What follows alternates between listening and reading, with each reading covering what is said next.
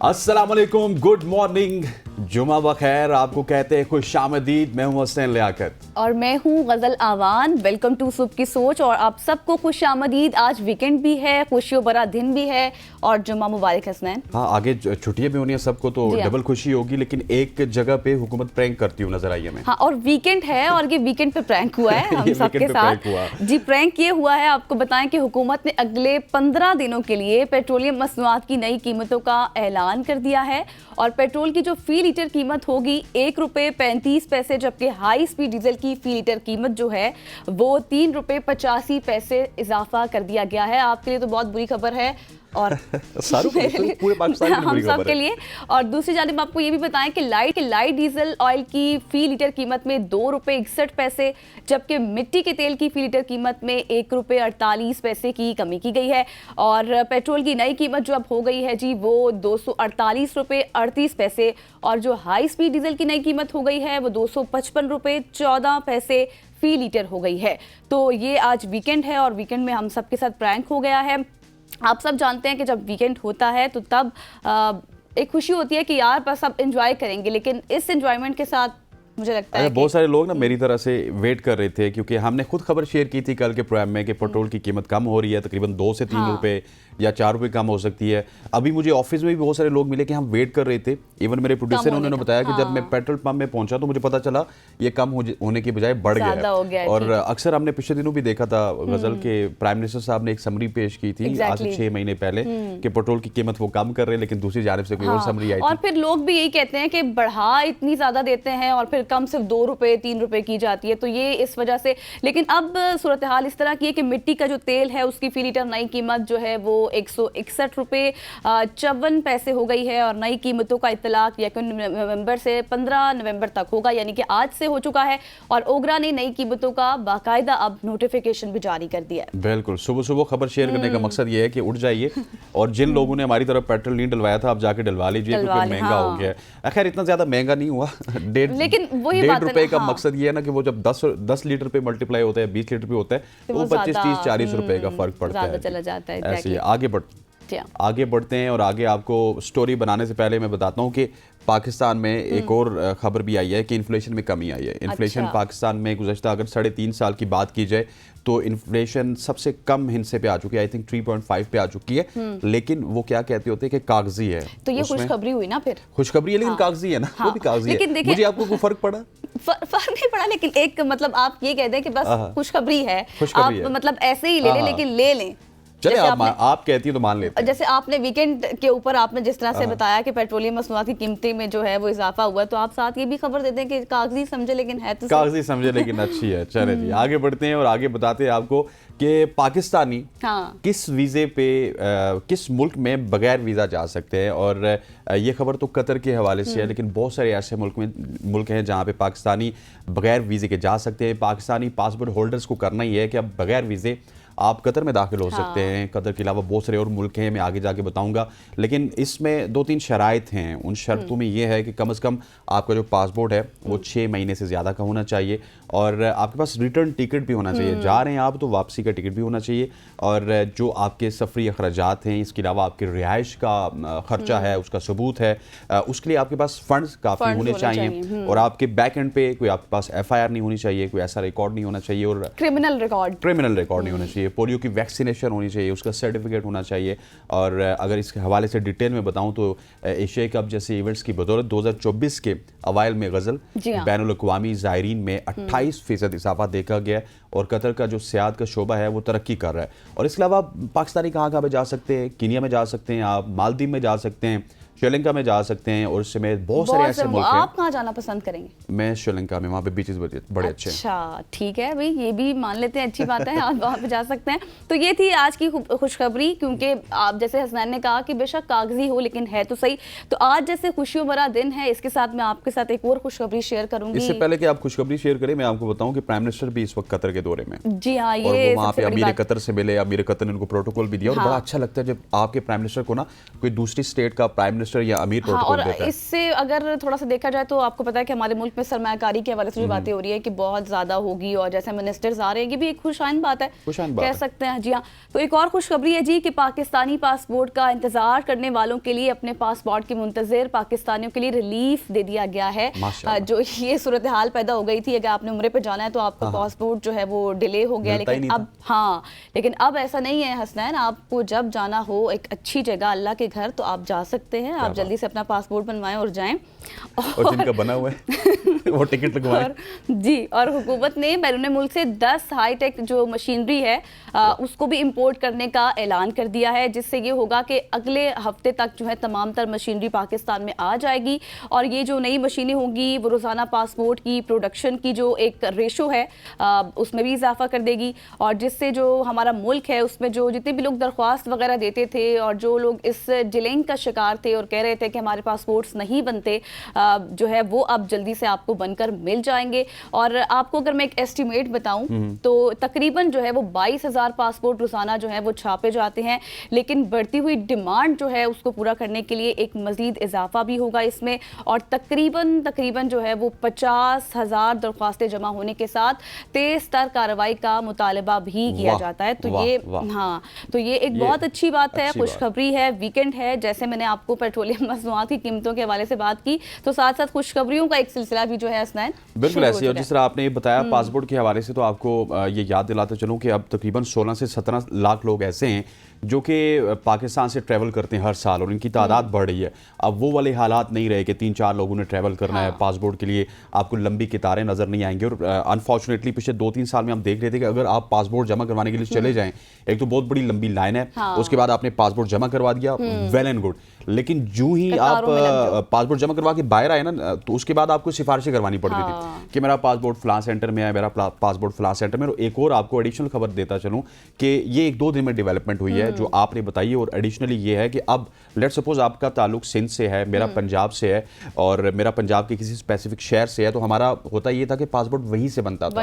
अब ऐसा नहीं है, अब गवर्नमेंट ने नई अमेंडमेंट कर दी है, आप सिंध से हैं, पंजाब से हैं, KPK से हैं, आप जिस भी शहर में रहते हैं, आप किसी भी दूसरे शहर में जा सकते हैं और अपना पासपोर्ट बनवा सकते हैं। ठीक है, ये एक अच्छी बात है। अच्छी खबरें आज हम शेयर कर रहे हैं, और आज एक और अच्छी खबर आपको बताता चलूं, पाकिस्तान ने, ये सुन के आपको बड़ी हैरानगी होगी, पाकिस्तान ने भारत को शिकस्त दे दी। बहुत अच्छी खबर। ये एक ऐसी खबर है कि मतलब जो आप ये कहें कि जो लवर्स नहीं भी होते ना क्रिकेट के, वो भी भारत और इंडिया जो पाकिस्तान है उसकी खबर सुन के एग्जैक्टली, ये क्रिकेट की खबर तो नहीं है, लेकिन ये है कि पाकिस्तान ने भारत को शिकस्त दे दी, और पाकिस्तान और भारत के दरमियान कोई भी खेल हो, पाकिस्तान ने भारत को शिकस्त देनी है, पाकिस्तान ने भारत को शिकस्त, हाँ ये मैटर करता है। एग्जैक्टली।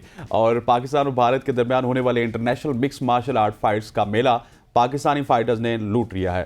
फेदरवेट कैटेगरी की बात की जाए तो पाकिस्तानी फाइटर महमूद रजा ने भारतीय फाइटर रवि साहू को हराकर टाइटल अपने नाम किया, और इवेंट की बैंटम वेट कैटेगरी में पाकिस्तान के रफीक आफरीदी ने भारत के प्रदीप हुदा को हराकर फाइनल टाइटल अपने नाम किया।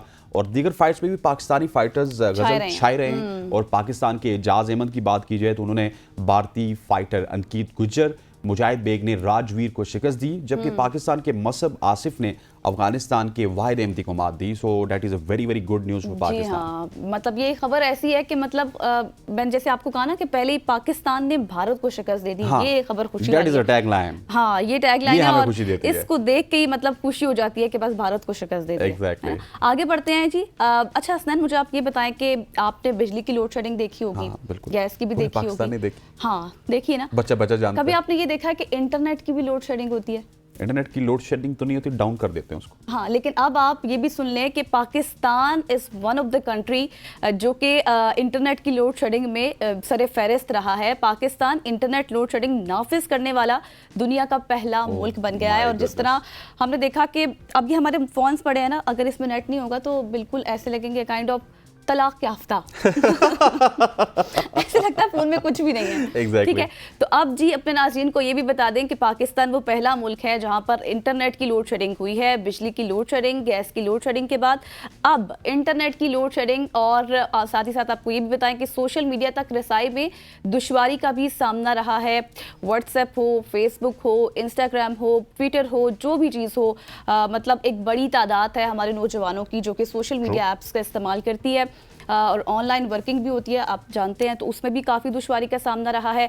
लेकिन जबकि रावलपिंडी की बात करें, लाहौर की बात करें, कराची और ये जो बड़े शहर हैं, इसमें मसला जो है वो ज़्यादा ख़राब रहा है। और पाकिस्तान टेलीकम्युनिकेशन अथॉरिटी, जिसे हम PTA कहते हैं, उसके हवाले से कोई भी बयान जारी नहीं किया गया था, क्योंकि हसन आपको पता है कि फायरवॉल की बातें होती रही, फिर उसके बाद हाँ मैनेजमेंट की बातें होती रही, और जो सब मेरीन की बातें की जाती रही। लेकिन उसके बाद अब जब हमने ये मसला देखा कि ये इंटरनेट सर्विस फराहम करने वालों की जिम्मेदारी ठहराई जाती है, ये एक बड़ा मसला सामने आया। लेकिन मुझे लगता है कि हकीकत कुछ और है।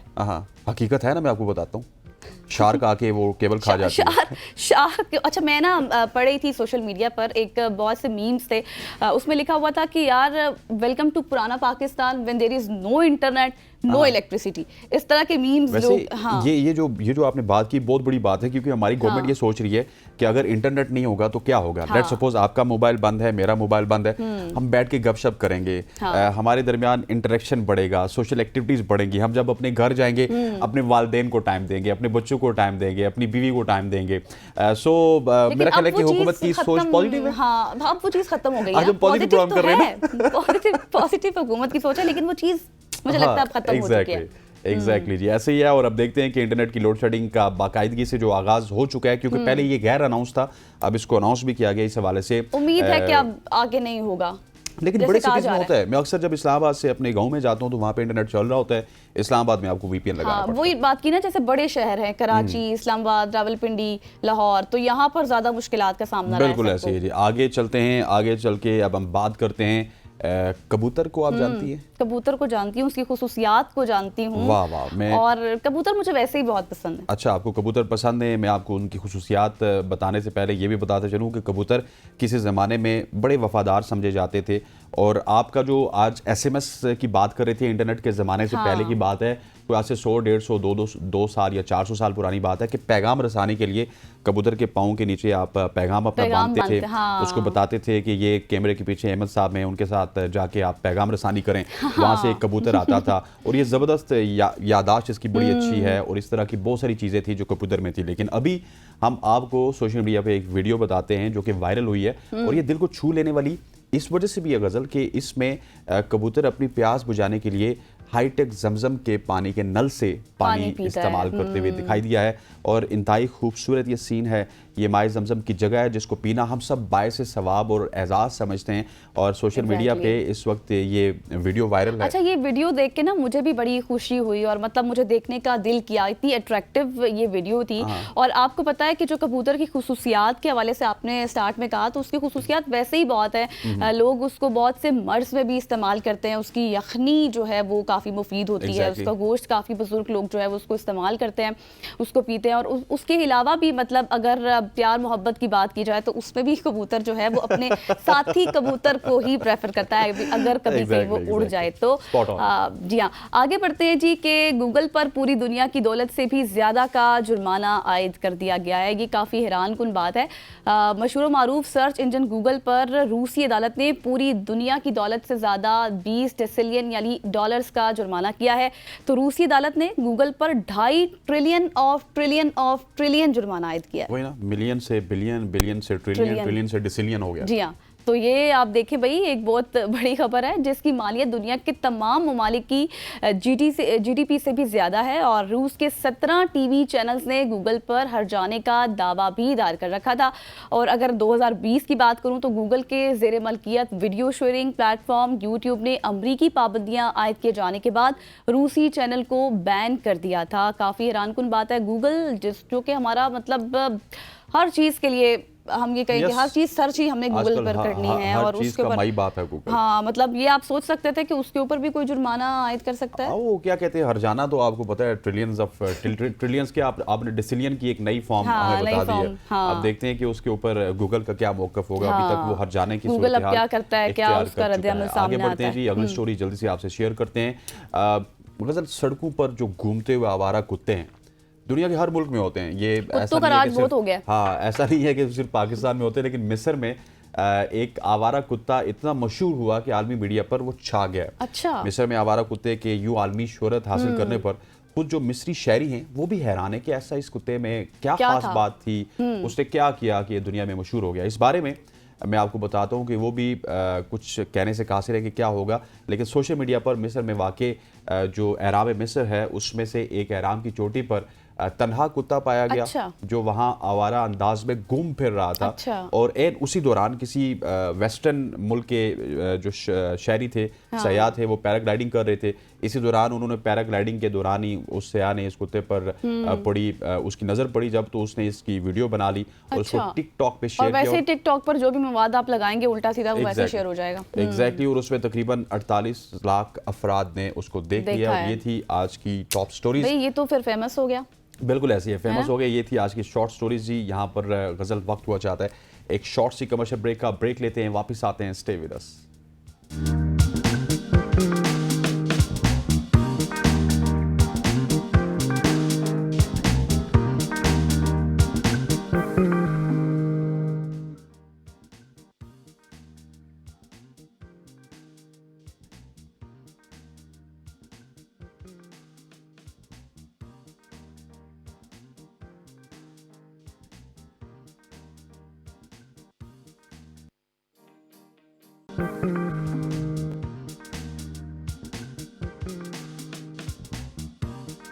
Welcome back after the break. और अब हम बात करने जा रहे हैं इस्लामिया कॉलेज के हवाले से पेशावर में, जहां पर तलबा तंजीम की हंगामा आराई के मामले पर असातिज़ा बोल पड़े हैं।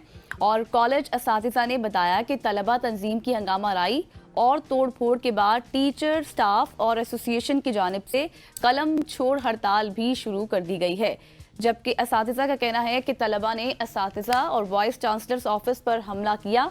कॉलेज में अमन व अमान की सूरत हाल भी ख़राब हो गई है, जिसकी वजह से असातिज़ा गैर महफूज हैं। और असातिज़ा का कहना है कि यूनिवर्सिटी की सूरत हाल यही रही तो हम काम नहीं करेंगे। और इसके साथ साथ इस्लामिया कॉलेज, जो कि एक बहुत बड़ा कॉलेज है पेशावर में, तलबा तंजीम ने वाइस चांसलर्स के दफ्तर पर धावा बोल दिया था। बिल्कुल इसी सूरत हाल में बात करेंगे। हमारे साथ पेशावर से मौजूद हैं फयाज खान, हमारे कॉरेस्पॉन्डेंट हैं। फयाज, आपको खुश आमदीद कहते हैं। सबसे पहले मुझे बताइएगा ये असल मामला क्या है? ये मामला इतना तशवीशनाक कैसे हुआ, इतना संगीन कैसे हुआ कि इस हद तक हंगामा आराई पहुंच गई? हाँ, शुक्रिया जी।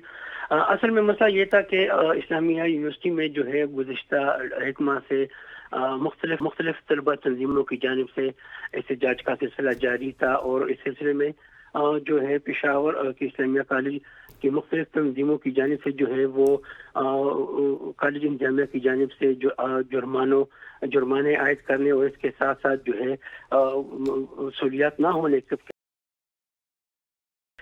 इस सिलसिले में गुज़िश्ता रोज जो है एक तंजीम की जानिब से बाकायदा तौर पर एहतजाज किया जा रहा था। और यह एहतजाज के सिलसिले में इनका जो है बाकायदा तौर पर वो इनका इजलास था।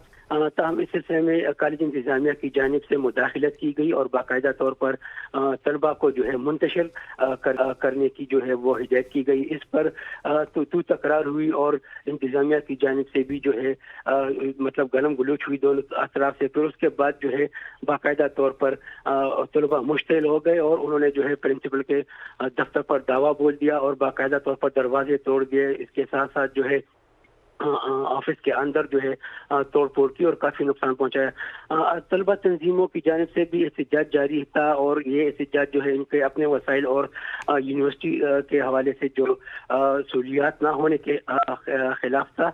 इसके साथ साथ जो ये वाकया नाखुशगवार वाकया पेश आए तो इसके बाद जो है कॉलेज के यूनिवर्सिटी के जो असातिज़ा है वो भी सरापा एहतजाज हो गए।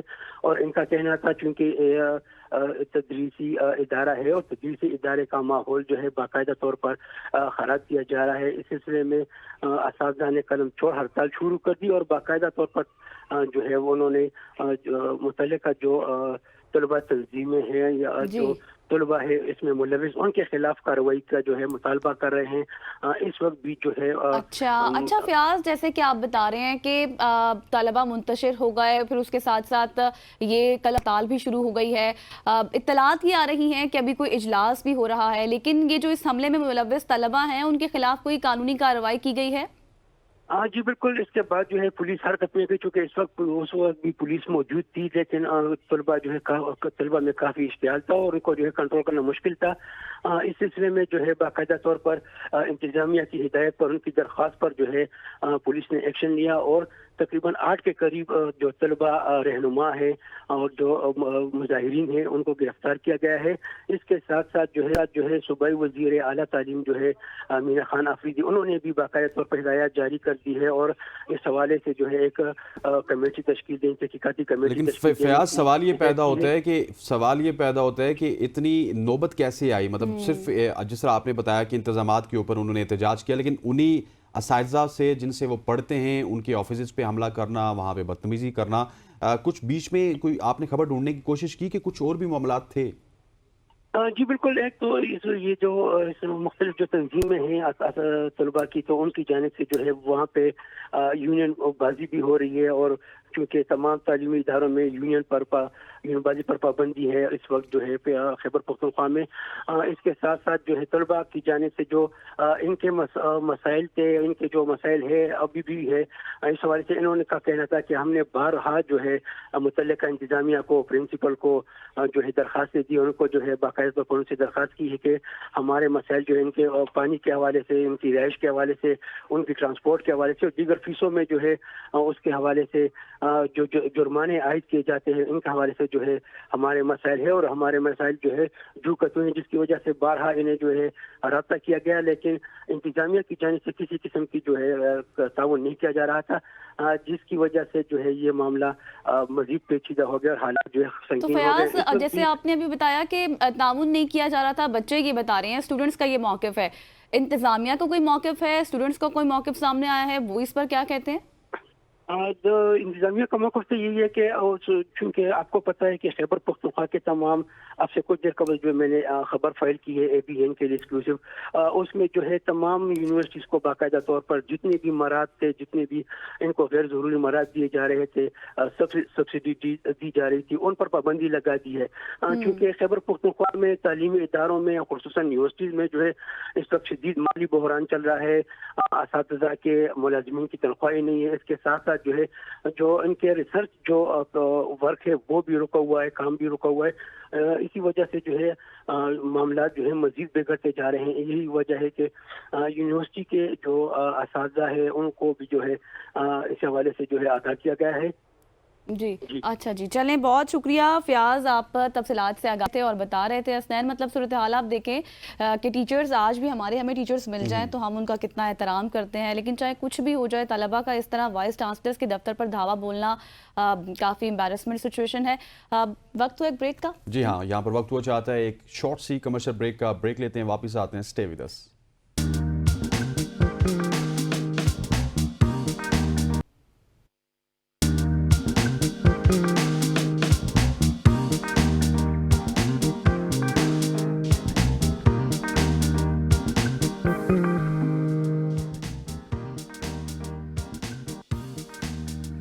वेलकम बैक टू सुबह की सोच। हम बात करेंगे मुल्क की सियासत की। मुल्क की सियासत इस वक्त पाकिस्तान तहरीक इंसाफ के इर्द गिर्द घूमती हुई नज़र आती है, जहाँ पे बैरिस्टर गौर हमें बयान देते हुए नज़र आते हैं, फिर सलमान अकरम राजा हमें बोलते हुए नज़र आते हैं, लेकिन 26वीं आईनी तरमीम के हवाले से तो वो अभी भी अपनी तशवीश का इजहार कर रहे हैं, लेकिन जस्टिस याहिया आफरीदी को वो चीफ जस्टिस भी मान रहे हैं। और दूसरी जानिब अगर देखा जाए तो 26वीं आईनी तरमीम को नहीं मानते, लेकिन जस्टिस याहिया आफरीदी को जो है वो पूरे दिल से तस्लीम कर रही है PTI।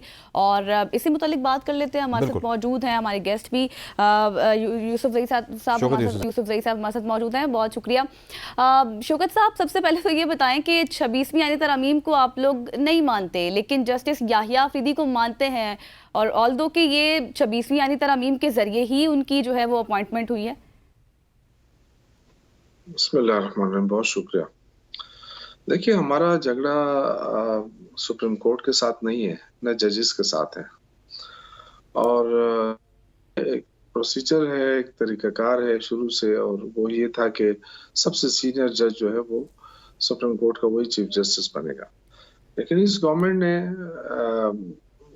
नाजायज किस्म की तरामीम लेकर आए, और मतलब ये कि कोई अक्सरियत नहीं थी इनके पास, इसके बावजूद इन्होंने लोगों को डराया, धमकाया और जबरदस्ती वोट लेकर अपनी तरामीम पास कर ली। अब ये कि तरामीम तो बिल्कुल आपकी बात दुरुस्त है, हमने मुस्तरद किया है, लेकिन जाहिर है अब चीफ जस्टिस आया है तो अब इसके साथ हम पंगा लेना शुरू करें, 3 साल इसमें लग जाएंगे। और हमें हमारा तो कोई फेवरेट जज नहीं है। हम तो कहते हैं कि सारे जज हो मेरिट पे फैसले करें। अब हमारा सिर्फ झगड़ा था चीफ जस्टिस फाइज ईसा के साथ, जो एक बुग़्ज़ रखते थे, जो फैसले मेरिट के ऊपर नहीं होने दे रहे थे, जो पार्टी के साथ ज्यादती कर रहे थे, तो वो उनके खिलाफ हमारे था। लेकिन बाकी जजों के साथ हमारी कोई वो नहीं है, कोई भी आ जाए। तो इसलिए पार्टी ने फैसला किया कि जी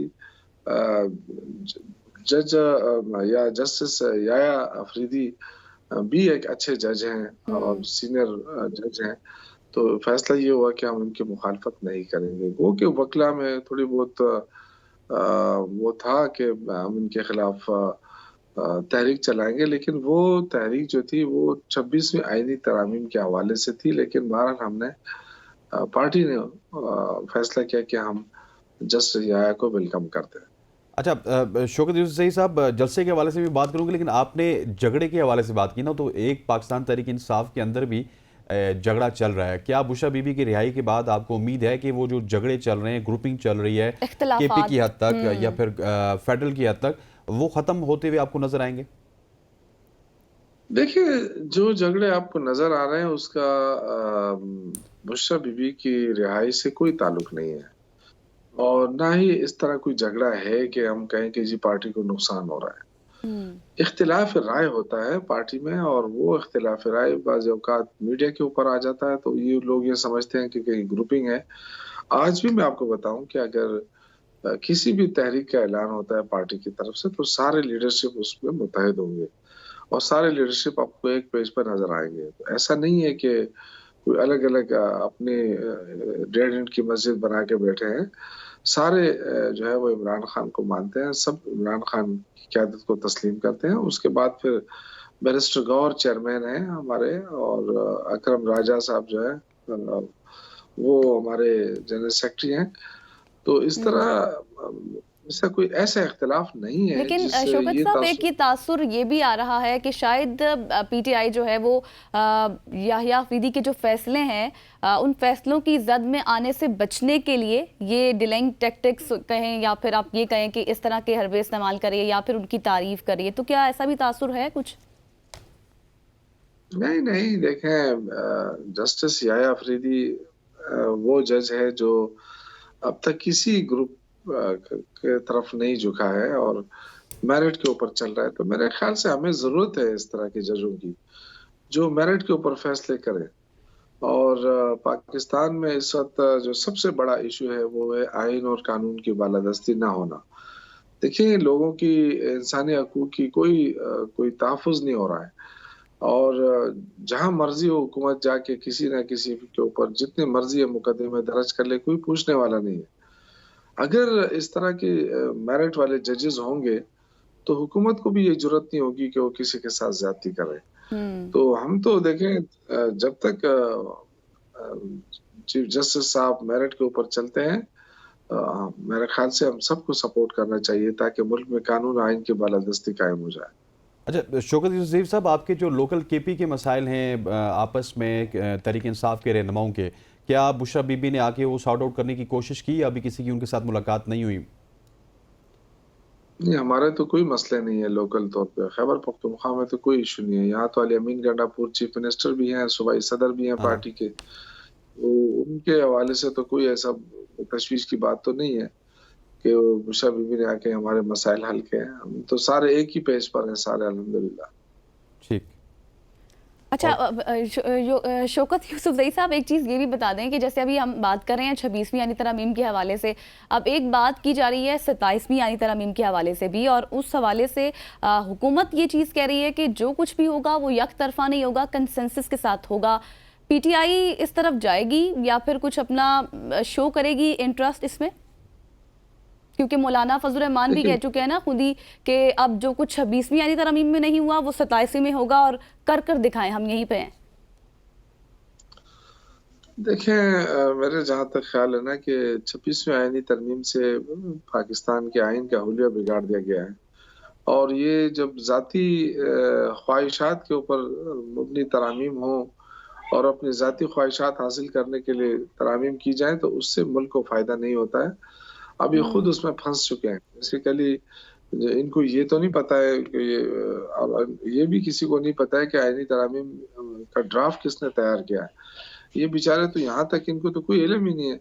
अब इनके कम इल्मी का ये आलम है। आप देखें कि ख्वाजा आसिफ जो है वो वजीर दिफा हुकूमत में बैठा हुआ है। वो कह रहा है कि बुशरा बीबी और इमरान खान की बहनों की रहाई ये डील का नतीजा है। अब आप सोचें कि डील किसके साथ? अगर हुकूमत में बैठे शख्स को ये नहीं पता है कि डील हुकूमत के साथ नहीं हुई है, किसी और के साथ हुई है, ये नहीं खुद एक किस्म की अपने ऊपर FIR है ना, तो आप ये समझे कि इस हुकूमत के पास इसका मतलब है कोई इख्तियार नहीं है, इख्तियार किसी और तरफ है जिसके साथ डील हुई है। तो ये तो इमरान खान शुरू से कहता रहा है ना कि मैं इस हुकूमत से क्यों बात करूं, इसके पास तो इख्तियार ही नहीं है। तो ये तो ख्वाजा आसिफ ने खुद ही अब तस्लीम कर लिया कि हमारे पास कोई इख्तियार नहीं है, डील कहीं और हो जाती है तो वो निकल आते हैं। तो ये कितने अफसोस की बात है। इसको तो इस्तीफा देना चाहिए, इसको इस हुकूमत को फारिग होना चाहिए कि कोई इख्तियार है नहीं। तो ये लोग कर क्या रहे हैं? आज आप अपनी मईशत का क्या हालत देखें। शौकत साहब, हमारे पास वक्त थोड़ा सा कम है। एक पॉइंट्स पे आपसे डिस्कशन करना चाहता हूँ। खान साहब की मुलाकात भी होनी है, अली अमीन गंडापुर साहब को अब इजाज़त भी मिल गई है, वो कब तक होने जा रही है? दूसरा मुझे ये बताइएगा कि 4-5 दिन से देख रहे हैं खान साहब साफ़ियों से भी मिल रहे हैं, लेकिन एक सॉफ्ट कॉर्नर नज़र आ रहा है। जिस तरह से वो आर्मी पे तनकीद करते थे उस तरह से तनकीद नहीं कर रहे, इदारों पे तनकीद नहीं कर रहे। इसकी क्या वजह है?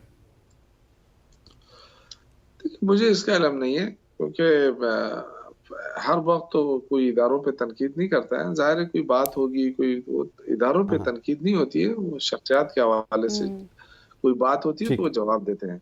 नो प्रॉब्लम सर, मुलाकात की बताइएगा जल्दी से। ये जो आर्मी के में लड़ाया जा रहा है कि जी हम आर्मी के खिलाफ, हम आर्मी के खिलाफ तो नहीं है, न तारिक इंसाफ है, ना हम है, ना इमरान खान है। हमेशा से वो कहता रहा है कि ये फौज मेरी फौज है। तो इदारों के खिलाफ तो हम नहीं है, ना सुप्रीम कोर्ट के खिलाफ है, ना फौज के खिलाफ है, ना ये तो। शौकत साहब, हमारे साथ 30 सेकंड है। क्या आपको इल्म है कि अली अमीन गंडापुर साहब की मुलाकात कब है इमरान खान से? नहीं, मेरे इल्म में ऐसी कोई बात नहीं, वो तो जब चाहेंगे। Thank you so much, thank you so much. Shaukat Yousafzai साहब हमारे साथ मौजूद थे, सीनियर रहनुमा है पाकिस्तान तहरीक इंसाफ के, और अपेरेंटली तो बता रहे हैं कि किसी तरह के मसले मसाइल नहीं है। ख़वातीन वज़ात यहाँ पे हमें बताया जा रहा है। जल्दी से ब्रेक लीजिए, तो ब्रेक लेते हैं। ब्रेक के बाद वापस आएंगे तो आपसे गपशप को कंटिन्यू रखेंगे।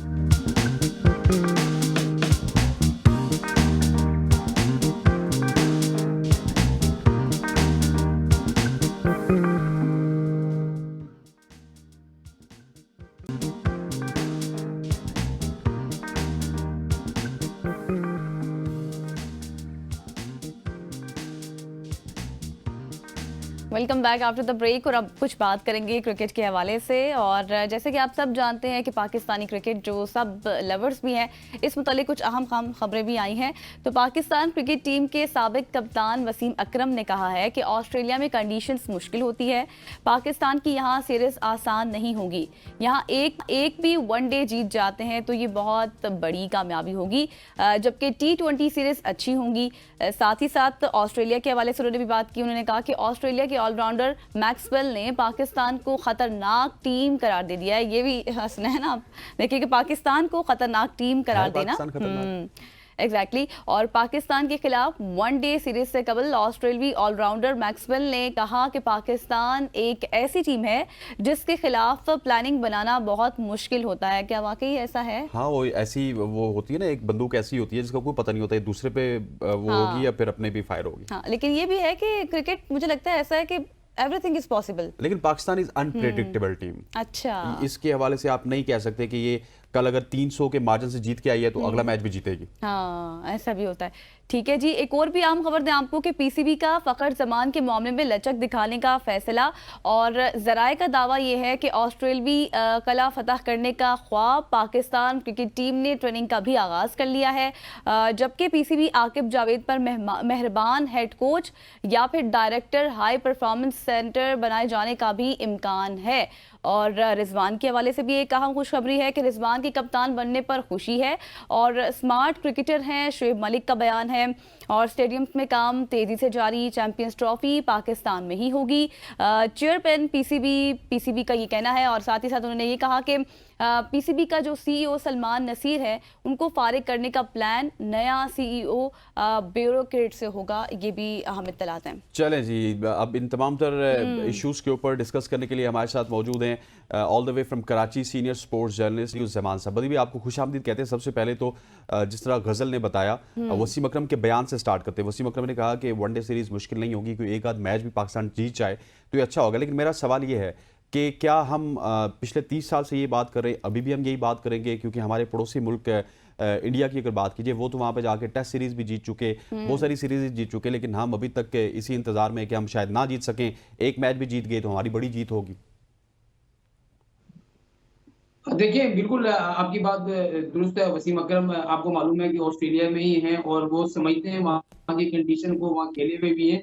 और पाकिस्तान टीम इससे पहले जितनी भी मरतबा ऑस्ट्रेलिया में गई है, हम नहीं जीत पाए। मसला ये है कि वहाँ जाके हम हमेशा से हमारी टीम ये कह देती है कि हमारे जो लोग हैं ये कह देते हैं जी कि हम कभी भी ऑस्ट्रेलिया में नहीं जीते। भाई अगर ऑस्ट्रेलिया में कभी भी नहीं जीते तो जीतना भी नहीं है हमने। तो वहाँ कोशिश तो करें, हम अपना जो है वो 100% कारकर्दगी तो दिखाएं। जब आप अच्छा खेलेंगे, अच्छी बैटिंग करेंगे, अच्छी बॉलिंग करेंगे और अगली टीम को प्रेशर में रखेंगे तो आप मैच जीतेंगे ना। आप जाके मैदान में उतरते ही समझ लेते हैं कि यार ऑस्ट्रेलिया सामने है, हम वनडे भी आ जाएंगे, T20 आ जाएंगे, तो ऐसे आप कभी भी नहीं जीत सकते। आपने इंग्लैंड पहले टेस्ट हारा, उसके बाद आपने कमबैक किया ना। जब कमबैक किया और आपने ये एम लेकर जो है वो आप मैदान में दाखिल हुए कि हमने उसको हराना है, तो आपने हरा दिया। जब आप बड़े दिल से नहीं खेलेंगे, आप डर और खौफ से खेलेंगे, तो आप जो है वो कभी भी नहीं जीत सकते। तो मेरे ख्याल में ऑस्ट्रेलिया में पाकिस्तान को तगड़ी क्रिकेट खेलनी पड़ेगी, वहां पर जाराना क्रिकेट खेलनी पड़ेगी और आपको वहां पर अगर जीतना है तो वहाँ की जो कंडीशन है उससे आपको जो है ना एडजस्ट होना पड़ेगा। आज भी वहाँ पर एक प्रैक्टिस मैच है, कल भी एक प्रैक्टिस मैच है, तो उससे पहले आपको मौका भी मिल जाएगा कि यहाँ की कंडीशन कैसी है, यहाँ की पिचेस कैसी हैं, तो वो आपको बेशतर प्लेयर ऐसे हैं जो ऑस्ट्रेलिया में जो है इतनी ज्यादा क्रिकेट नहीं खेले हुए। बहुत ऐसे भी नए प्लेयर हैं जो पहली मरतबा ऑस्ट्रेलिया में जाके खेल रहे हैं। तो ये आपके लिए एक चैलेंज होगी सीरीज। अगर आप बिल्कुल वसीम अकरम की बात सही है, एक वनडे या एक T20 भी अगर आप ऑस्ट्रेलिया में जीत जाते हैं तो ये आपकी बड़ी कामयाबी होगी, क्योंकि माजी में आप देख चुके हैं कि हम किस तरीके से ऑस्ट्रेलिया से हारते रहे। अच्छा, जैसे अभी आपने बात की है, ये काफ़ी मुझे अट्रैक्ट की है कि मतलब एक प्लानिंग, एक माइंडसेट के साथ मैदान में उतरना, ये एक बहुत बड़ी चीज़ होती है। तो आपको लगता है कि क्या हमारे जो फास्ट बॉलर्स हैं वो दौरा ऑस्ट्रेलिया में दोबारा से फॉर्म में आ सकेंगे? देखिए, इस सीरीज में तो आपने जो है बड़ा जबरदस्त पेस अटैक लिया, जिसमें शाहिन शाह अफरीदी भी है, नसीम शाह भी है, उसके अलावा असनैन की जो है वापसी हुई है, हारिस रऊफ है। आपके पास पेस अटैक बहुत जबरदस्त है। लेकिन सबसे बड़ी बात यह है कि आप इस पेस अटैक के साथ, क्योंकि कुछ अरसे से हम देख रहे हैं कि हमारे जो फास्ट बॉलर हैं, जिसमें शाहिन शाह अफरीदी हैं, नसीम शाह हैं, इनका थोड़ा सा पेस में जो है वो कमी हुई है। लेकिन आप शाहिन शाह अफरीदी जो है वो इस तरह के बॉलर हैं कि वहाँ की कंडीशन के मुताबिक उनकी गेंद जो है रिवर्स स्विंग भी होती है और थोड़ा सा उनको अपने जो कद है उसका भी एडवांटेज है, तो वहां पर वो इम्पैक्टफुल साबित हो सकते हैं पाकिस्तान के लिए। पर नसीम शाह वहां पर अच्छी बॉलिंग कर सकते हैं। हारिस रऊफ अगर जो है वो जोर ना लगाएं और तरीके से बॉल करें, लाइन और लेंथ पर अपने कंट्रोल करें और सिर्फ जो अपनी यॉर्कर और जो उनकी जो बॉलिंग का है उसी तरीके से करें, क्योंकि वो अक्सर देखा आपने, या तो बॉल को भटकना शुरू कर देते हैं या आधी पिच पे गेंद तेज करने के चक्कर में छोड़ देते हैं, तो उसमें वो ज्यादा मार खाते हैं। तो मेरे ख्याल में पाकिस्तान को जो पेस अटैक है ऑस्ट्रेलिया से किसी तौर पर भी कम नहीं है। लेकिन वहां सबसे बड़ी बात यह कि उनके बल्लेबाजों को आपने कैसे कंट्रोल करना है। ट्रेविस हेड इस बार जो है वो बहुत जबरदस्त फॉर्म में, अभी आपने देखा कि उन्होंने किस तरीके से बैटिंग उन्होंने की है और खासतौर उनके जो जितने भी बड़े प्लेयर हैं वो बड़ी अच्छी बैटिंग फॉर्म में है, तो वहां उनको शिकस्त देना बहुत ही ज्यादा मुश्किल होगा। लेकिन वही है कि आप बेहतर प्लानिंग के साथ जाएं, आप बेहतर हिकमत अमली के साथ जाएं। वहां पर आपने कैचेस नहीं छोड़ने, आपने फील्डिंग अच्छी करनी है, आपने बॉलिंग अच्छी करनी है, आपने बैटिंग अच्छी करनी है और कप्तान की कप्तानी वहां पर बहुत ज्यादा मैटर करेगी। देखें, ऐसी पता चलता है पाकिस्तान की कप्तानी का कि अगर आप अच्छी कप्तानी करेंगे तो ही आप मैच जीत सकते हैं। अगर आप कप्तान के बरवक्त फैसले वहां पर अगर मैदान में नजर आए तो हमें जीत से कोई नहीं रोक सकता। लेकिन वही बात है, पाकिस्तान टीम इस वक्त प्रेशर में है। जो पाकिस्तान क्रिकेट बोर्ड में चल रहा है, जिन खिलाड़ियों पे जिस तरीके से दबाव है, खासतौर पर फिटनेस का दबाव है कि आप फिटनेस टेस्ट पा गए, फिर बहुत सारे खिलाड़ियों को सेंटर कॉन्ट्रैक्ट से निकाल दिया गया, उनकी कैटेगरी को चेंज कर दिया गया, तो ये प्रेशर भी पाकिस्तान टीम के खिलाड़ियों के साथ है। तो इस प्रेशर से निकलने के लिए, अपने आप को साबित करने के लिए वहां पर आपको परफॉर्म करना पड़ेगा और जवाब देना पड़ेगा। अच्छा बद्री भाई, आपने फास्ट बॉलर्स की बात की, फास्ट बॉलर की ठीक बात है, वहाँ पे जाके वो परफॉर्म करेंगे, लेकिन हम अक्सर मार खाते हैं अगर T20 क्रिकेट की बात की जाए या फिर ODI क्रिकेट की बात की जाए, मिडिल ओवर्स में, मिडिल ओवर्स की गेम में शादाब खान आके मार खाते थे, नवाज आके मार खाते थे, अब नवाज भी नहीं है, शादाब भी नहीं है, नए फेसेस आएंगे, तो मिडिल ओवर्स की गेम को आप किस तरह देखते हैं? बिल्कुल, मैं आपको वही कह रहा हूँ, खासतौर पर आपके पास जो पिछले जो आपने नवाज की जिक्र किया वो नहीं है, हमारे पास जो है वो बहुत सारे ऐसे प्लेयर नहीं है जो स्टेडियम में मुसलसल खेलते रहे।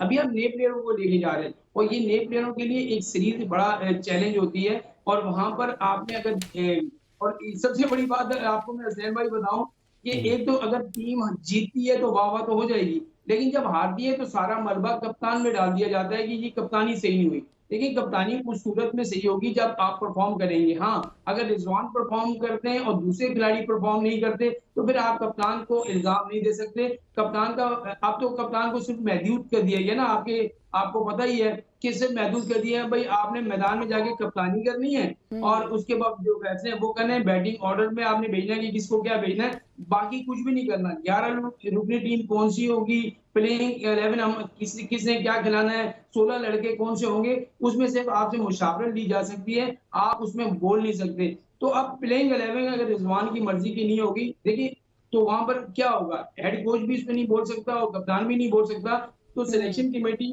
कहेगी कि भाई इन 11 को खिला लो, उनको खिलाना पड़ेगा। तो ये चीजें जो है आपको देखनी पड़ेंगी। आप कम से कम कप्तान को इतना जो है एडवांटेज जरूर दें कि जब वो मैदान में जा रहा हो तो उसको पता हो कि इस विकेट पर, इस पिच पर, इस कंडीशन में अगर बाबर सूटेबल है और बाबर खेलेगा, साइम सूटेबल है वो खेलेगा, Abdullah Shafique out of form है वो नहीं खेल सकता, तो उसकी जगह किसी और को ओपनिंग करनी चाहिए। लेकिन ये फैसले अब यही होगा कि आप जब तमाम तर जो फैसले हैं उसमें जो है वो शामिल करेंगे कप्तान। ठीक, जैसे आपने कहा कि अब एक प्रेशर है टीम के ऊपर और उस प्रेशर को ज़ायल करने के लिए, ख़त्म करने के लिए आपका बल्ला चलना बहुत ज़्यादा ज़रूरी है। तो आप क्या समझते हैं कि बैटर्स जो ऑर्डर है, बैटिंग ऑर्डर है, उसमें किस प्लेयर पर सबसे ज़्यादा जिम्मेदारी आयद होगी? देखिए, आपके पास जो है फखर जमान जैसा बल्लेबाज नहीं है, क्योंकि फखर जमान एक ऐसा प्लेयर है, इम्पैक्टफुल प्लेयर है कि वो किसी भी नंबर पर आकर जो है आपको तन तना मैच जिता सकता है। लेकिन अभी आपके पास जो है ना, आपने PSL से जो प्रोडक्ट उठाई हुई है उनको बस आप इसी सूरत में आप PSL में देखिए कि 9 लुक शॉट खेल दिया, फलाने ने पता नहीं पीछे हट के मार दिया, विकेटें छोड़ के मार दिया, तो वो एक आध 2 शॉट लग जाते हैं तो लोग जो है खुश हो जाते हैं। ऐसा नहीं होता और ऑस्ट्रेलिया में ऐसा नहीं होगा। वहां जब 140 142 की स्पीड से गेंद आ रही होगी तो आपको ये करना बहुत ज्यादा मुश्किल होगा। तो मेरे ख्याल में अब्दुल्ला शफीक को आप बिठाएं और अब्दुल्ला शफीक को बिठाने के बाद आप अगर रिजवान और साइम अयूब T20 में मैं कह रहा हूँ कि ये अगर ओपनिंग करें तो ज्यादा बेहतर होगा। फिर बाबर को जो है 3 नंबर में खिलाएं। वनडे में अगर आप बाबर से ओपन कराते हैं, वनडे में तो वो ओपन करते ही नहीं है, 4 नंबर पे बाबर सही है। यहाँ पर अब साइम के साथ आप अब्दुल्ला शफीक को नहीं ले सकते, किसी ऐसे प्लेयर को लें। आप नए प्लेयर लेके जा रहे हैं ना, तो उनमें से किसी को ट्राई तो कर लें। असल में हम डरते हैं ट्राई करते हुए। आपने कामरान गुलाम को खिलाया, उसने साबित कर दिया ना। जब आप बेंच स्ट्रेंथ पर भरोसा करेंगे तो ही आपकी टीम आगे बढ़ेगी। आप 1-2 मैच हार जाएंगे कोई मसला नहीं है, लेकिन आपको पता चल जाएगा कि ये प्लेयर हमारे ओपनिंग की स्लॉट के लिए बहुत ज्यादा अच्छा है और ये रन कर सकता है। तो मेरे ख्याल में पाकिस्तान को अब अब्दुल्ला शफीक को इतना मौका देने के बजाय साइम अयूब के साथ किसी और को पार्टनर बनाना पड़ेगा वनडे में, और T20 में रिजवान के साथ अगर साइम ओपन करते हैं तो ज्यादा बेहतर होगा। अच्छा, 2 पॉइंट्स रेज होते हैं यहाँ पे। सबसे पहले मुझे ये बताइएगा कि बाबर आजम के हवाले से कितनी ज़्यादा इंपॉर्टेंट सीरीज़ है, ड्रॉप हुए थे, फॉर्म नहीं है, और दूसरा रिजवान के हवाले से आप बहुत ज़्यादा उनकी एडवोकेसी करते हुए हमें नजर आते हैं अक्सर औकात, क्योंकि उनके अंदर स्किल्स तो हैं कैप्टनसी की। क्या टीम में ग्रुपिंग खत्म हो जाएगी? देखिए, बाबर आजम के लिए ये सीरीज बहुत ज्यादा इम्पोर्टेंट है। अगर आपने इन 6 मैचेस में रन किए तो आपको पता चल जाएगा कि वाकई ये दुनिया का ऐसा बल्लेबाज है कि जब वो फॉर्म में वापस आ गया तो वो किसी भी टीम के खिलाफ रन कर सकता है। ये आपके लिए बहुत ज्यादा इंपॉर्टेंट सीरीज है। 3 T20 और 3 वनडे जो मैचेस आपने खेलने, अगर इसमें आपने परफॉर्म कर दिया तो फिर, क्योंकि बाबर की फैन फॉलोइंग आपको मालूम है बहुत ज्यादा है, इसी वजह से जो है अभी जब बाबर को बाहर भी किया गया तो बहुत ज्यादा लोग बोले। असल में ये होता है कि एक खिलाड़ी पे जब प्रेशर आता है तो वो क्या करेगा, जब कप्तान भी वो था, एक उसको जी बदी भाई इस वक्त हमारे साथ उनका राब्ता आई थिंक मुनक़ता हुआ जी है। हाँ। बदी भाई वापस आएंगे, हम क्रिकेट के हवाले आप से कह रहे हैं बात कर रहे थे। तो जी बदी इस्माइल भाई बताइएगा, प्लीज़ कंटिन्यू कीजिएगा। बदी भाई कंटिन्यू कीजिएगा। बदी भाई आपको आवाज़ आ रही है? मेरा ख्याल है बदी डिसकनेक्ट हो उज़मान गया है साहब को थोड़ा गालिबन, सा हाँ। अभी डिस्कनेक्ट हुए हैं, अक्सर हो जाता है कभी चलें कभार, दोबारा टेक्निकल कनेक्ट इश्यूज आ करने की जाते कोशिश करेंगे एक बार हैं। फिर से। एग्जैक्टली। लेकिन हसनैन, जिस तरह के वो बात कर रहे थे ना कि हमारी टीम में काफ़ी ज़्यादा मुश्किलात हैं और काफ़ी प्रेशर है टीम के अंदर, कॉन्ट्रैक्ट के हवाले से, फिटनेस के हवाले से, तो मतलब इस तरह की ये चीज़ें हम देख रहे हैं कि काफ़ी सालों से ही हो रही हैं और इनको ख़त्म नहीं किया जा रहा। बिल्कुल बिल्कुल ऐसे ही है। और जिस तरह हाँ। आपने बदियुज़्ज़मान साहब के भी जवाब सुने कि प्रेशर भी है, हाँ। लेकिन प्रेशर इस वजह से है कि काफ़ी लंबे अरसे से हम कोई उस तरह की क्रिकेट खेल नहीं रहे। हम विनिंग कॉम्बिनेशन के साथ जाते हैं, लेकिन विन हमारे पास आती नहीं है। अभी हाँ। टेस्ट मैचेस की विन के बाद टीम में एक कॉन्फिडेंस ज़रूर आया होगा, और उस कॉन्फिडेंस के बाद मैं समझता हूँ कि पाकिस्तान क्रिकेट टीम हो सकता है कि ऑस्ट्रेलिया में भी, जिस तरह Hope वसीम for अकरम ने the कहा best, हाँ। कि एक आध ओडीआई तो हम ज़रूर जीत जाएंगे। ख़वातीन उज़ात यहाँ पर वक्त हुआ चाहता है एक शॉर्ट सी कमर्शियल ब्रेक का ब्रेक लेते हैं, वापस आते हैं। स्टे विद अस।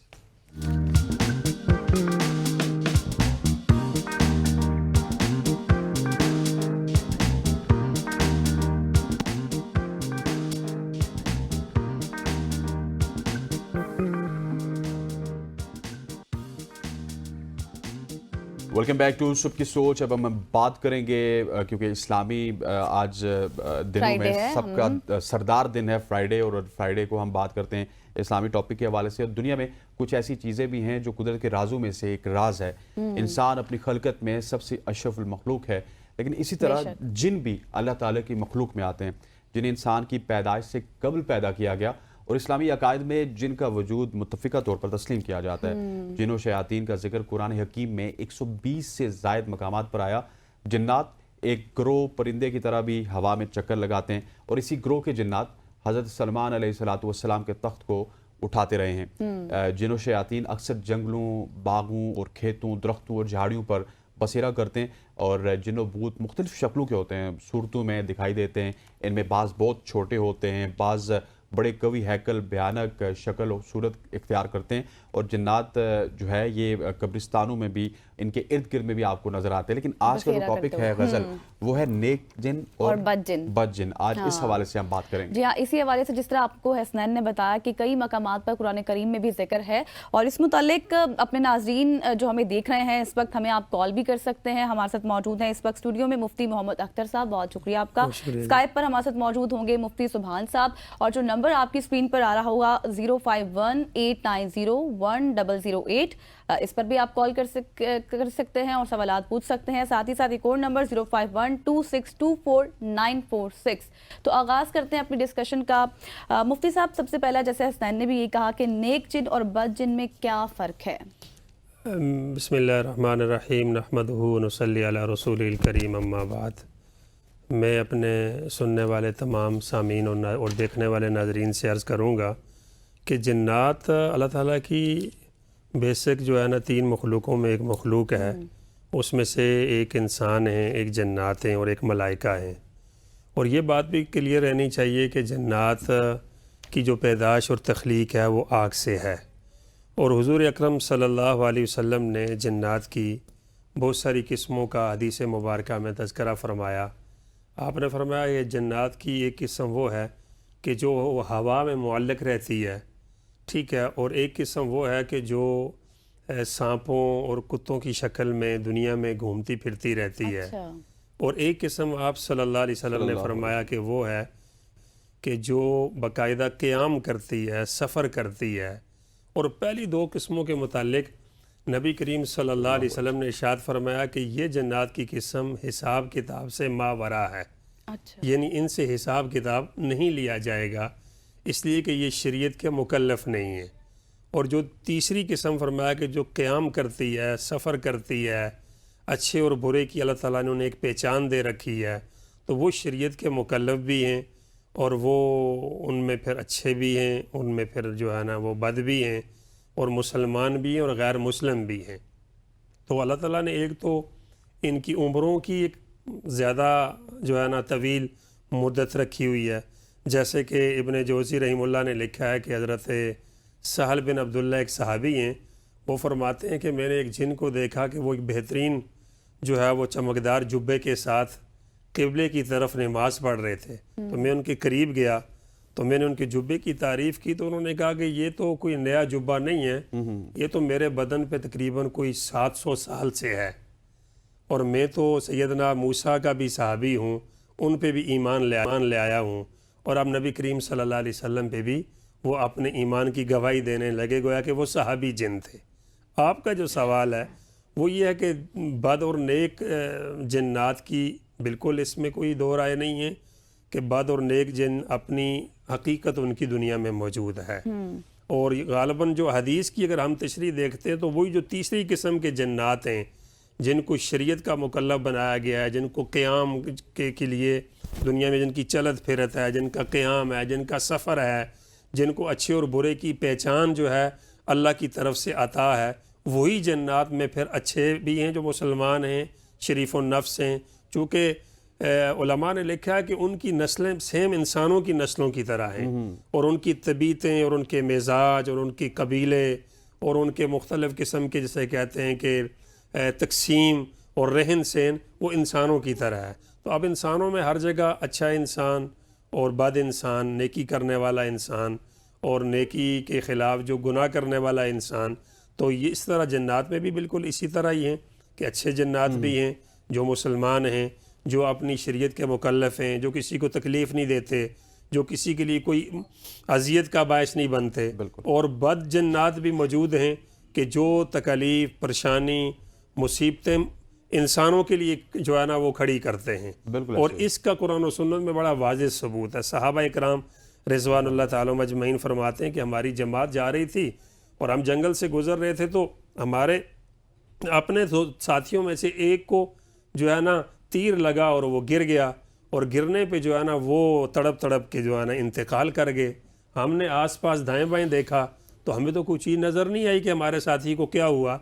थोड़ी देर के बाद जब हम परेशान हो गए और हमने ये देखा कि ये किसने इन पे हमला कर दिया, तो वो फरमाते हैं कि झाड़ियों से जो है ना वो हंसने की आवाज़ आ रही है, और साथ साथ अशार पढ़े जा रहे हैं अरबी में, और जिनका तर्जमा ये है कि हमने जो है ना वो तीर मारा है और हमारा तीर अपने निशाने पे लगे। बिल्कुल ऐसे ही है। इसका मतलब ये है कि उनका वजूद दुनिया में मौजूद है।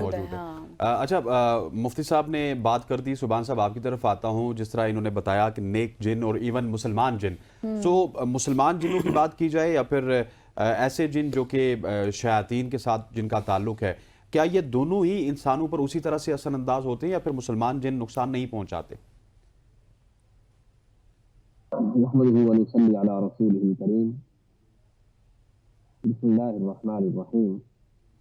बात यह है कि जिस तरह उन्होंने बात की कि बद और अच्छे लोग हैं, तो इसी तरह जिन्नात के अंदर भी बुरे और अच्छे जिन्नात हैं। देखते हैं कि जो अच्छा इंसान होता है वो कभी भी किसी दूसरे इंसान को नुकसान नहीं पहुंचाता, इल्ला ये कि कभी ऐसी सूरत के अंदर कि जिसके अंदर उसका कोई इरादा ना हो नुकसान पहुंचाने का, जैसे एक्सीडेंट वगैरह हो जाता है, तो आपको पता है कि उसके अंदर कोई अच्छे इंसान से भी एक्सीडेंट हो सकता है कि उसका इरादा नहीं होता। तो इसी तरह जिन्नात के अंदर भी है कि बाज़ औक़ात अच्छे जिन्नात जो हैं उनसे भी कोई ना कोई नुकसान हो सकता है, लेकिन इरादतन जो नुकसान पहुंचाते हैं और नियतन जो नियत करके नुकसान पहुंचाते हैं वो बुरे जिन होते हैं। और क्योंकि ये आग बनाए गए हैं तो आग से बनाई हुई चीज इनके अंदर शर का मादा ज्यादा है बनिस्बत इंसानों के, यानी इनके अंदर ये हकीकत है कि अच्छे गुण भी हैं बुरे भी हैं, लेकिन इनके अंदर बुराई का उनसर ज्यादा है बनिस्बत अच्छाई के उनसर के। वरना ये हमारी तरह ही है और इनके अंदर और हमारे अंदर एक सिमिलैरिटी ये है कि अल्लाह तबारक व तआला ने जहाँ ये बयान किया कि इंसान का जिंदगी में और इंसान का दुनिया में आने का मकसद क्या है, तो अल्लाह ताला ने बयान किया कि इंसान का। अच्छा सुभान साहब, आपकी ऑडियो में थोड़ा सा इशू आ रहा है, हम आपकी तरफ आते हैं। वैसे हम कॉलर ले लेते हैं, उसका जवाब फिर हम पूछेंगे। अस्मा हमारे साथ हैं कराची से। अस्मा, आपको खुशामदीद कहते थे कि so much for joining us. अपना सवाल पूछिएगा। अस्सलामुअलैकुम जी, मेरा सवाल मोहम्मद अख्तर साहब से है जी कि अगर किसी पे सेब का मसला हो तो उसकी क्या अलामात हैं और उसका इलाज प्लीज बता दीजिए।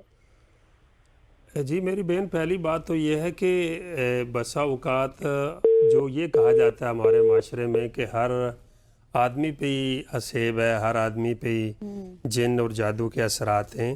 पहली तो ये बात ख़ुद तस्ही के काबिल है कि हर बताने वाला जो ये बता रहा है और हर चौक चौराहे पे बैठने वाला जो चेकअप करके ये कह रहा है कि इस पे असेब ज़दा है, ये जादू या जन्नात के असरात हैं, ये बात ख़ुद तहकीक की ज़रूरत है और ख़ुद तहकीक के काबिल है कि वाक़यातन तशख़ीस किसी माहिर आदमी ने की है या हर जो है ना एक रूटीन में जो पेशावर बंदा है वो हर बंदे को जन्नात, जादू और असेब बता रहा है। एक बात।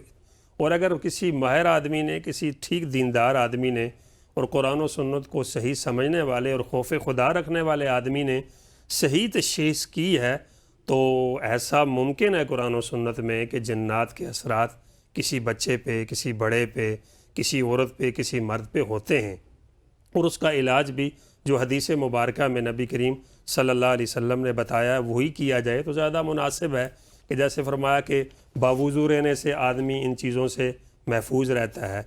इसी तरह जो सूरह मुआवज़तैन हैं, आखिरी 2 सूरतें जिन पे नबी करीम सल्लल्लाहु अलैहि वसल्लम ने ख़ुद पढ़ के अपने ऊपर से जादू के असरात को ज़ाइल किया था, वो पढ़ ली जाएँ। सूरह बकरा की तिलावत कर ली जाए। इसी तरह जो सुबह शाम की मसनून दुआएँ इनका एहतमाम कर लिया जाए, सूरह यासीन की तिलावत कर ली जाए। तो अगर किसी पे वाक़यातन जन्नात के असरात हैं तो अल्लाह ताला के फजल करम से इन अज़कार, इन वज़ाइफ के करने से वो असरात इंशाअल्लाह ख़त्म हो जाएंगे। जी ठीक है, लेकिन एक और कॉलर भी हमारे साथ मौजूद है मुल्तान से, Sadia, thank you so much. आपका क्या सवाल है? मेरा ये सवाल है कि पहले तो मैं डरती थी हफ्ते बाद, महीने बाद, कभी 3 महीने बाद। अब डेली हो रहा है कि मैं जैसे ही अकेली घर में हूँ, कोई चीज मुझे टच करती है, हाथ लगाती है और फिर मेरी पाँव और टांगों के पास से ऐसे फील होता है कि कोई चीज ऐसे हल्का हाथ लगाती है और फिर मेरी टांग भारी हो जाती है। और उसी ही दौरान अगर मुझे नींद आ जाए तो मेरे ऊपर इतना बोझ है कि मैं उठ भी नहीं सकती।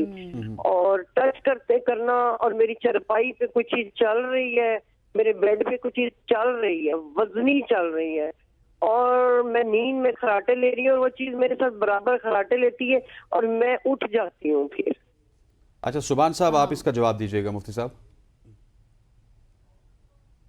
सबसे पहली बात तो ये है कि हमेशा कोई भी ऐसी चीज जो आपके साथ है, जो आपको समझ में नहीं आ रही, उसके हमेशा ये नहीं होता कि उसके जो है वो जिम्मेदार जिन्नात हों। बाज दफा ये हमारा वहम भी हो सकता है। बाज दफा हमें एक दफा ऐसा वहम हुआ तो वो बार बार होता रहता है। और अगर इस तरह के मामलात हों, यानी कि आपको ये महसूस होता है कि आपके साथ ये मसला है, तो उसका सबसे बेहतरीन हल ये है कि आप कुरान मजीद से अपना इलाज खुद करें। क्योंकि नबी अकरम सल्लल्लाहु अलैहि वसल्लम ने और नबी अकरम सल्लल्लाहु अलैहि वसल्लम की हदीस से और कुरान पाक से इशारतन और हदीस में बिल्कुल वाज़ेह तौर पर इसका इलाज बताया गया है। और इसका इलाज ये है, और ख़ुद नबी अकरम सल्लल्लाहु अलैहि वसल्लम ने भी अपना इलाज इस तरह खुद किया कि आप सबसे पहले तो ये है कि आखिरी जो 2 सूरतें हैं कुरान पाक की, जिनको मुअव्वज़तैन कहते हैं, और तावुज़ और मुअव्वज़तैन, इनका मतलब ही ये होता है कि ऐसी 2 सूरतें जिनके ज़रिए पनाह मांगी जाए। तो ऐसी चीज़ों से जो आपको नज़र नहीं आ सकती, आप उनका मुकाबला नहीं कर सकते, तो सबसे पहले आपने अल्लाह तबारक व तआला के नाम से उन चीज़ों से पनाह मांगनी है। तो आप सबसे पहले हर वक़्त, ख़ास तौर पर हर नमाज के बाद, आप 11 दफ़ा आखिरी 2 सूरतें पढ़ें।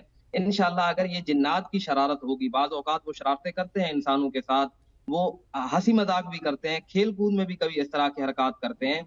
तो अगर इस तरह का मामला हुआ, यानी इसका ताल्लुक जिन्नात वगैरह से हुआ, तो आपके सिर्फ आखिरी 2 सूरतें पढ़ने से ये बिल्कुल हल हो जाएगा और ये सारा मामला खत्म हो जाएगा।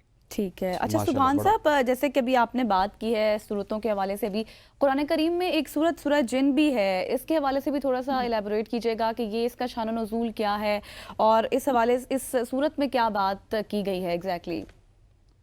जी, जो काहिन होते हैं, काहिन उसको कहते हैं कि जो मुस्तकबिल के हालात बताते हैं, तो ये आजकल भी होता है और इस्लाम के आने से पहले ये काम बिल्कुल बहुत ज्यादा उरूज पर था। काम ये था कि जैसे हदीस में हमें ये जो है वाज़ेह तौर पे मिलता है कि काहिन जो थे जिन्नों को काबू करते थे, अपने काबू में करते थे वो, और फिर उसके बाद वो जिन्नात को भेजते थे आसमानों पर कि जाके आसमान से बातें सुन के आओ।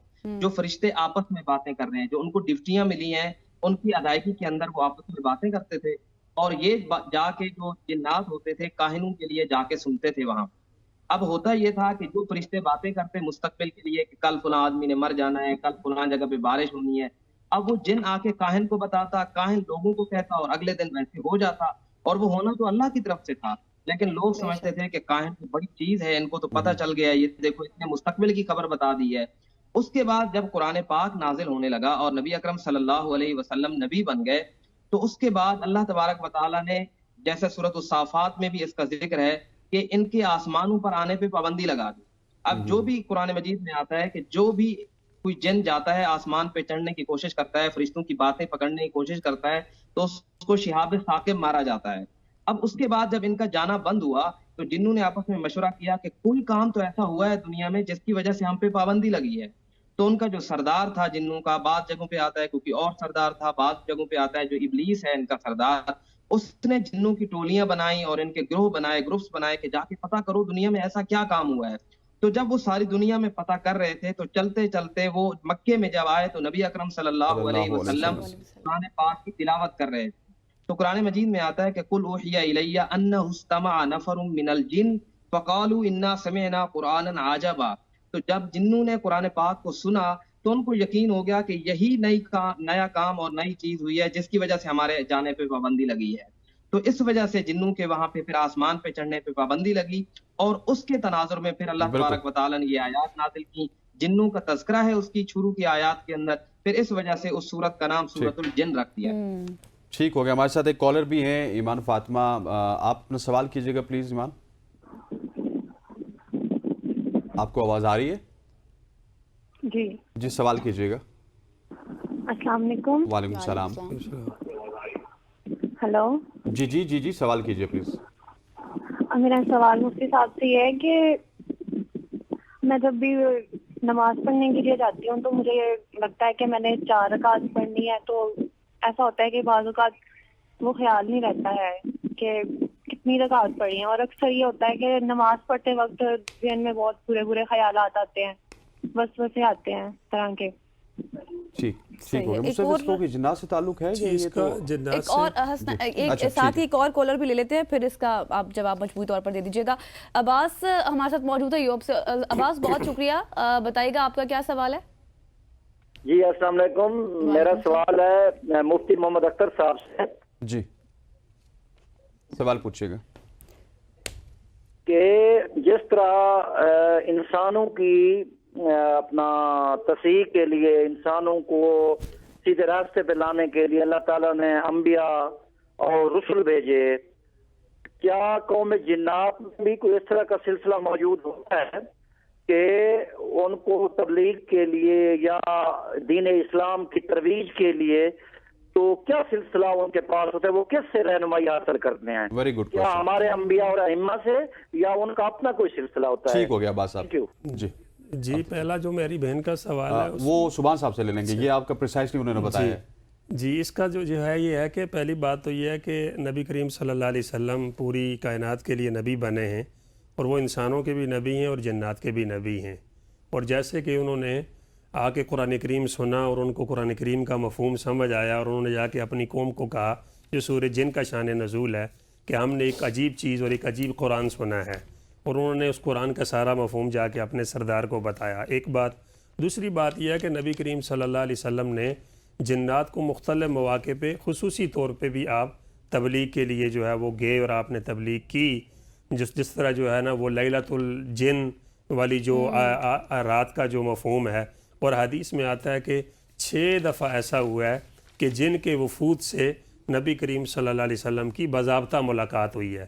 तो इसका मतलब यही हुआ कि वो इसी शरीयत के मुकल्लफ़ हैं, इसी नबी को नबी मानते हैं, और उनमें बहुत सारे लोग जो दीन आके हमारी इंसानों की दीनी दरसगाहों में बैठ के हासिल करते हैं, और इस तरह के शवाहिद और तजर्बात मौजूद हैं। और हमारे इस तरह के बहुत सारे बुज़ुर्ग भी गुज़रे हैं कि जो एक बंद कमरों में जाके दरस हदीस और दरस कुरान देते रहे, जबकि उसमें कोई एक भी इंसान उनके सामने बैठा हुआ नहीं होता था, और वो ये कहते थे कि ये दरस कुरान या ये दरस हदीस जो है ये हम जन्नात के लिए कर रहे हैं। और आम तौर पे जहाँ कुरान और सुन्नत पढ़ाई जाती हैं वहाँ उन दरसगाहों में भी वो आके बैठ के कुरान और सुन्नत इंसानों के साथ बैठ के सीखते हैं, और सीख के जाके वो अपने बाकी जन्नात को फिर तबलीग भी करते हैं, पढ़ाते भी हैं। तो यही एक सिलसिला है उनका, यही एक सिलसिला, इसी से उनकी इस्लाह भी मुमकिन है और इसी से जो है ना वो दीन सीखने का यही रास्ता और तरीका है। अच्छा, एक और भी सवाल था मुफ्ती फातिमा साहिबा का। हाँ, ईमान फातिमा का, वो ये था कि नमाज पढ़ते वक्त अक्सर भूल जाती हैं कि कितनी रकतें हमने पढ़ी हैं, तो इसका फिर क्या हल है और क्या तरीका कार है? मुफ्ती सुभान साहब। जी, मेरी बहन का जो सवाल था उसका बाज़ औक़ात तो जिन्नात के साथ ताल्लुक होता है। हदीस में भी आता है कि जो बुरे शयातीन होते हैं, जो बुरे जिन होते हैं जिनका हम जिक्र कर रहे थे, वो ये काम करते हैं क्योंकि उन्होंने किसी न किसी तरह से इंसान को इबादत से, अल्लाह के ताल्लुक से रोकना है। तो ये जो शक डालना है, ये जो वहम डालना है, ये उनके लिए यानी यूं कह लें कि बेहतरीन तरीका है इंसान को इबादत से दूर करने के लिए।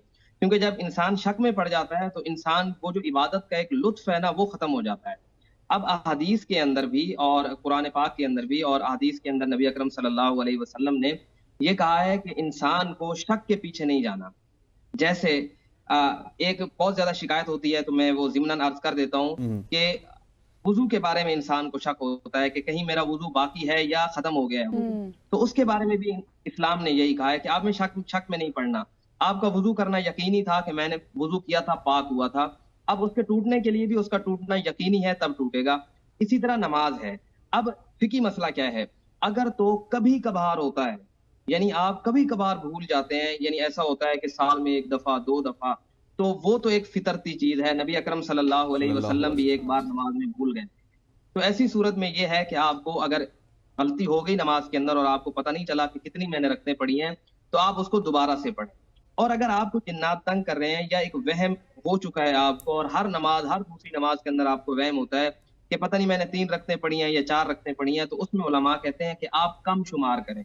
मिसाल के तौर पे आपको ये शक होता है कि मैंने 4 रकतों वाली नमाज पढ़नी थी, शायद मैंने जो है वो पता नहीं 4 पढ़ी हैं कि 3 पढ़ी हैं, तो आप उनको 3 काउंट करके पढ़ें।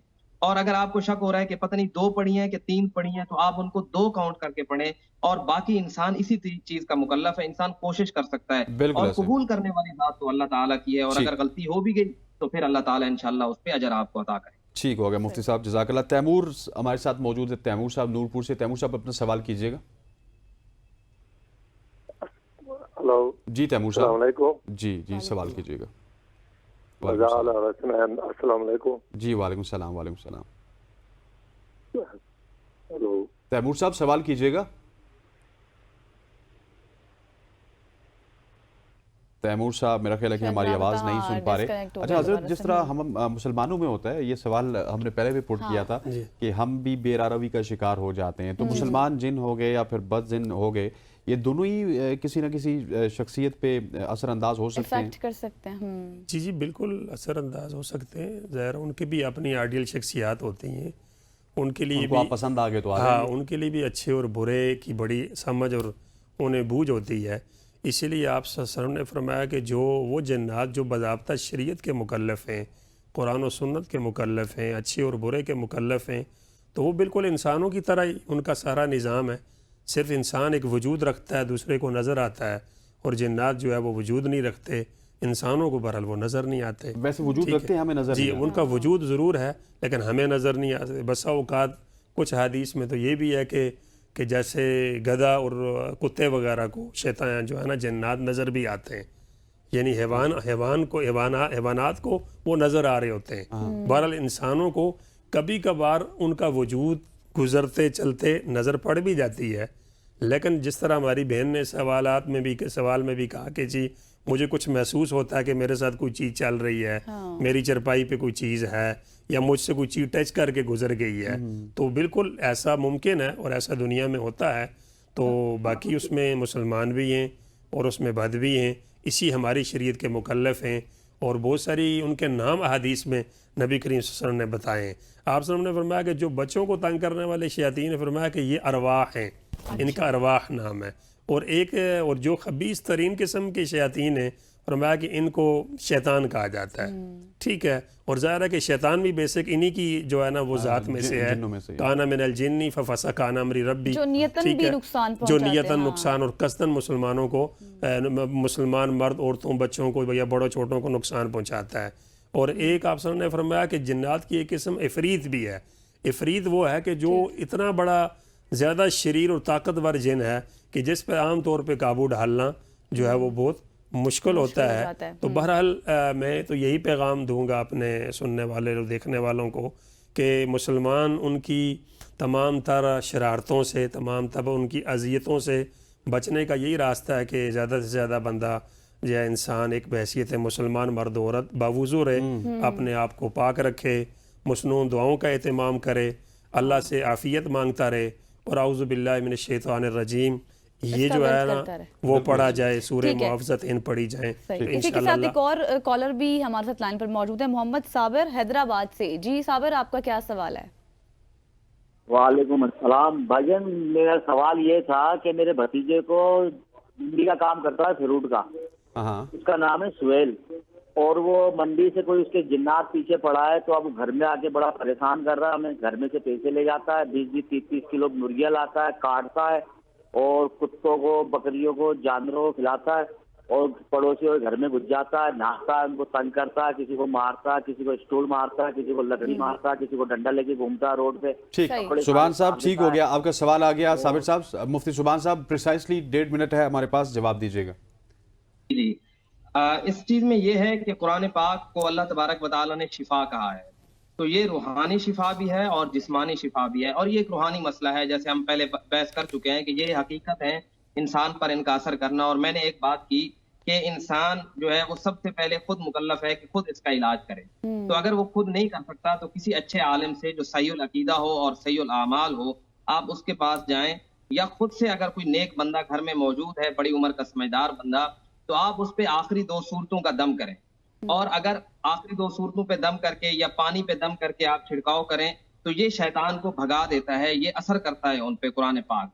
और अगर उससे भी ना हो तो आपको चाहिए कि फिर सूरतुल बकरा, क्योंकि जादू हो या जिन्नात का असर हो, ये हदीस से मैं अर्ज कर रहा हूँ, खुद से नहीं कह रहा, ये तजर्बात की बात नहीं है बल्कि हदीस की बात है। नबी अलैहि सलाम ने फरमाया कि जादू और जिन्नात के बारे में सूरतुल बकरा से बेहतर और कोई चीज नहीं है, तो आप सूरतुल बकरा का दम करें उन पे। ठीक हो गया, नबी अलैहिस्सलाम ने फरमाया कि सूरह बकरा से बेहतर कोई चीज नहीं है। मुफ्ती साहब, हाँ बहुत शुक्रिया। मुफ्ती सुभान साहब हमारे साथ मौजूद थे और मुफ्ती मोहम्मद अख्तर साहब मौजूद थे। आप दोनों का आपने हमें ज्वाइन किया और सवालात के जवाब दिए। बिल्कुल ऐसे है ख़वातीन व हज़रात, आज की सुबह की सोच से इतना ही। मुझे गजल को और हमारी पूरी प्रोडक्शन टीम को इजाजत दीजिए। इंशाल्लाह अगले मंडे को आपसे मुलाकात होगी, तब तक के लिए अल्लाह हाफ़िज़।